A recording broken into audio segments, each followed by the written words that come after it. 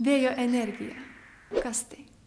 Ar nors kartą pagalvojote, kaip galima šią energiją panaudoti ir apsaugoti aplinką nuo taršos? Pažiūrėkime, kuo ypatinga šios rūšies energetika. Atostogaujame dažniausiai prie jūros ar kaime, kur vėjas vienas pagrindinių gamtos reiškinių.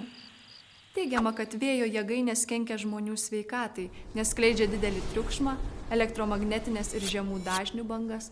Ar tikrai? Šiandien vėjo jėgainės yra modernios, nekenksmingos ir nuo gyvenamųjų vietų statomos tam tikru atstumu, kad nepasiektų skleidžiamas triukšmas. Taip pat teigiama, kad vėjo energetika yra brangi. Tačiau atsipirkus jėgainės įrengimo investicijoms, vėjas beveik nieko nekainuoja. Jo pagaminta energija yra ekologiška ir daug pigesnė nei gaunama deginant iškastinį kurą. Be to, vėjo jėgainės gražina mūsų kraštovaizdį. O kaip į vėjo jėgainės reaguoja gyvūnai? Paukščiai turi gerai išvystytą navigacinę sistemą, tad šie įrenginiai jiems nekliūtis. Be to, paukščių sezoninės migracijos keliuose jėgainės nestatomos. Graužikams ir kitiems gyvūnams jos tampa netgi prieglobsčiu.